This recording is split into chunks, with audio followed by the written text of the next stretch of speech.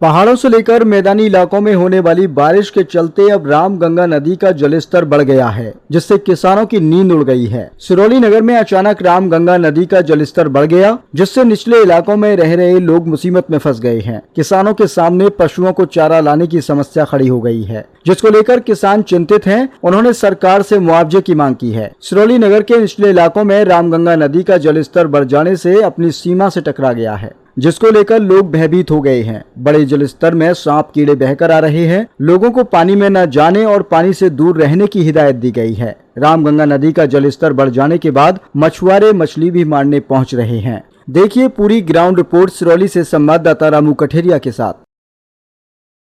नमस्कार, स्वागत है आपका। आप देख रहे हैं खबरें 24 और मैं हूं आपके साथ रामू कठेरिया। इस वक्त हम मौजूद हैं उत्तर प्रदेश बरेली जनपद के नगर सिरौली के मोहल्ला प्यास से सटे हुए जंगलों में। जैसा कि आपको बता दें, पिछले 3 दिन से पहाड़ों से लेकर मैदानी इलाकों में हो रही बारिश के चलते रामगंगा नदी का जल स्तर बढ़ा हुआ नजर आ रहा है।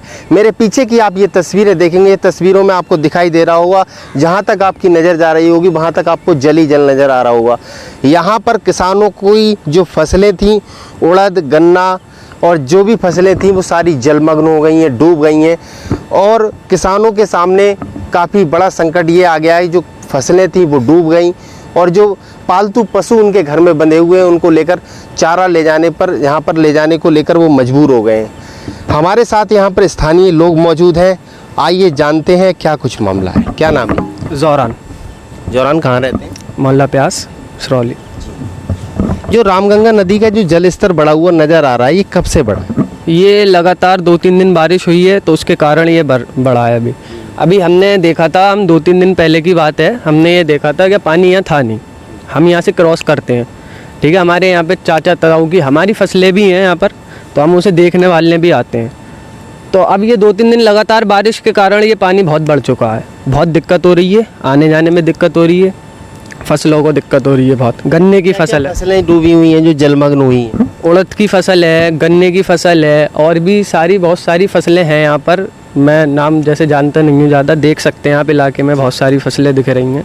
तो ये बहुत दिक्कत हो रही है। और जितने भी हमारे घर में पशु हैं, जानवर हैं, उनके चारे को लेकर भी बहुत दिक्कत हो रही है, क्योंकि लोग, हम अक्सर आते रहते हैं यहाँ पर क्योंकि हमें घास वगैरह लेनी होती है।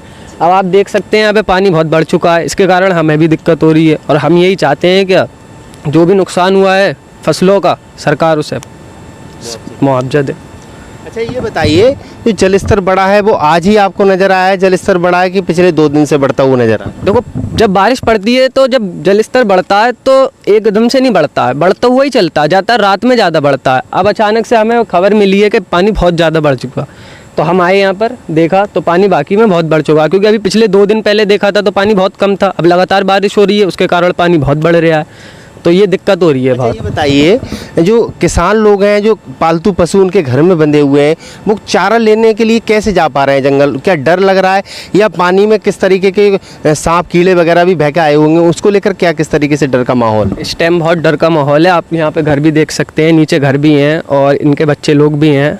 वो छोटे सांप वगैरह, कीड़े वगैरह भी, अब बारिश होती है, पानी बढ़ता है तो वो सब बह के ही आते हैं, तो बहुत दिक्कत हो रही है, उससे डर भी लग रहा है। और इस टाइम जो ये खाना चारा वगैरह होता है, इसको भी लेकर लोग जा नहीं पा रहे हैं और इस टाइम दिक्कत भी बहुत हो रही है घरों में, क्योंकि हमारे भूखे रह रहे हैं जानवर, ये दिक्कत बहुत हो रही है। देखा जा रहा है मछली मारने के लिए मछुआरे यहाँ पर पहुँच रहे हैं, बढ़ा हुआ जल स्तर है, मछली पकड़ रहे हैं। हाँ, मछली पकड़ रहे हैं, आप यहाँ देख सकते हैं, सब लोग मच्छी पकड़ रहे हैं और हम भी पकड़ते थे तो हमें भी पता है, क्योंकि जब पानी बढ़ता है तो लोग आते हैं यहाँ पर। अब उनका भी खतरा है, अब उन्हें क्या पता कब क्या पानी बढ़ जाए, क्या खतरा निकल या सांप वगैरह सब। लोगों को जाने से रोका जा रहा है। जहाँ पर जो निचले इलाकों में पानी भरा है वहाँ बेहद सावधान और सतर्क रहने के लिए कहा गया। हाँ, ये कहा गया है, क्योंकि पानी लगातार बढ़ता हुआ आ रहा है। क्योंकि अब 2 दिन में इतना पानी बढ़ जाता है तो फिर दिक्कत होने लगती है। अब एक रात और गुजर जाए, क्या पता पानी यहाँ तक पहुँच जाए, तो इससे बहुत खतरा होगा।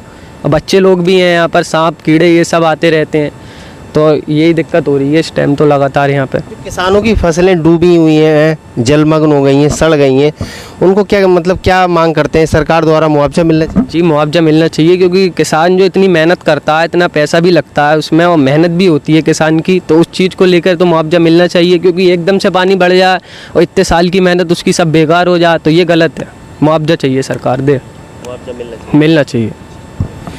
देखिए, मैं आपको पीछे की तस्वीरें दिखाने का प्रयास करूंगा। ये प्यास मोहल्ले की तस्वीरें हैं।